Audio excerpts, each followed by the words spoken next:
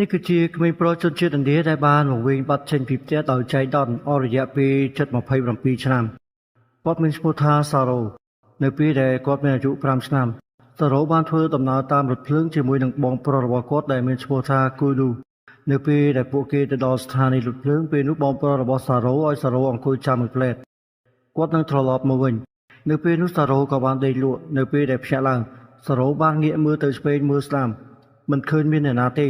សូម្បីតែបងប្រុសរបស់គាត់ហើយគាត់ក៏មិនដឹងដែរថារថភ្លើងមួយណាដែលគាត់បានជិះមកពីផ្ទះនោះ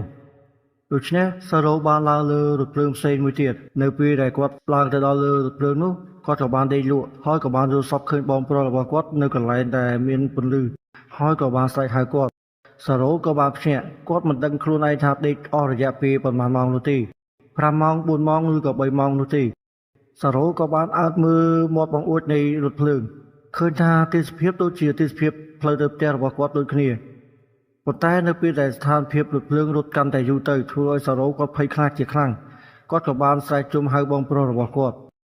កាលនោះសារ៉ូមានអាយុ5ឆ្នាំគាត់មិនទាន់ដឹងទេថារថភ្លើងនោះបានរត់កាត់នៃប្រទេសឥណ្ឌានឹងគឺរយៈចម្ងាយគឺ2000គីឡូម៉ែត្រគឺវាឆ្ងាយពីផ្ទះរបស់សារ៉ូខ្លាំងណាស់ដូច្នេះសារ៉ូគាត់នៅឆ្ងាយពីគ្រួសាររបស់គាត់ហើយក្រោយមកទៀតត្រូវបានគេយកទៅរស់នៅឯមណ្ឌលកុមារកំព្រា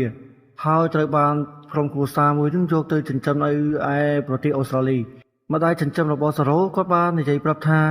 នៅពេលដែលសារ៉ូមានអាយុ5ឆ្នាំគាត់បាននាំទៅផ្សារទំនើបជារឿយៗសារ៉ូតែងតែរើសយករបស់តូចៗនៅលើឥដ្ឋដូចជាកាក់ជាដើមយកមកទុក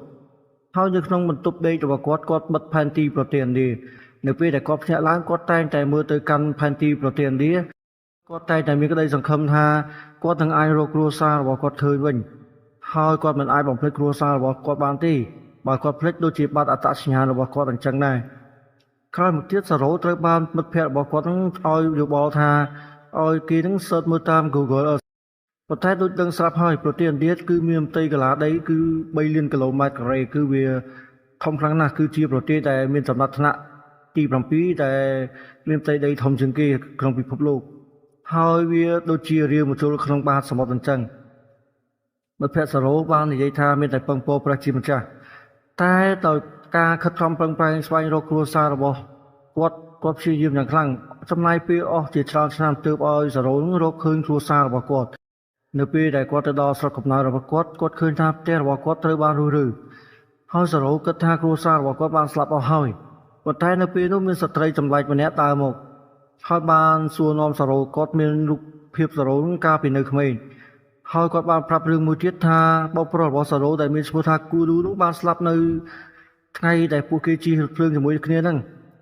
សារ៉ូគាត់មិននឹកស្មានថាមានរឿងកើតឡើងទេគាត់ខំតែគិតថាបងប្រុសរបស់គាត់បោះបង់គាត់ចោលនៅឯស្ថានីយ៍រថភ្លើងតាមពិតទៅគឺបងប្រុសរបស់សារ៉ូគាត់បានស្លាប់នៅថ្ងៃនោះសារ៉ូគិតថានោះគឺជាកំហុសរបស់គាត់មានអារម្មណ៍តក់ស្លុតជាខ្លាំងគាត់មិនអាចទទួលយកបានទេពីព្រោះថាបងប្រុសរបស់គាត់គឺជា idol របស់គាត់ដូចជាឪពុកទី2របស់គាត់អញ្ចឹងទៅណាម្ដងគាត់តែងតែការពារសារ៉ូហើយកាន់ដៃសារ៉ូជានិច្ចហើយស្ត្រីចម្លែកម្នាក់នោះក៏បាននាំសារ៉ូនឹងឲ្យទៅជួបម្ដាយរបស់គាត់អ្នកទាំងពីរបានឈរមើលមុខគ្នាមួយសន្ទុះហើយក៏បានរត់ទៅអោបគ្នាទាំងត្រីនិងអាឡ័យពន់ពេកទាំងម្ដាយរបស់សារ៉ូហើយនិងម្ដាយចិញ្ចឹមបានយំអោបគ្នានិយាយរៀបរាប់ជាច្រើននេះគឺជាអភូតហេតុមួយដែលធ្វើឲ្យអ្នកទាំងអស់គ្នានឹងបានជួបជុំគ្នាវិញវាពិបាកណាស់នៅក្មេងហើយយើងមិនដឹងថាភូមិដែលយើងរស់នៅស្រុកដែលយើងរស់នៅគឺឈ្មោះអីនឹងហើយទើបធ្វើឲ្យយើងពិបាករកដោយរាវមជុលក្នុងបាតសមុទ្រអញ្ចឹងពីព្រោះថាប្រទេសឥណ្ឌាគឺមានផ្ទៃដីធំខ្លាំងណាស់បាទសូមអរគុណ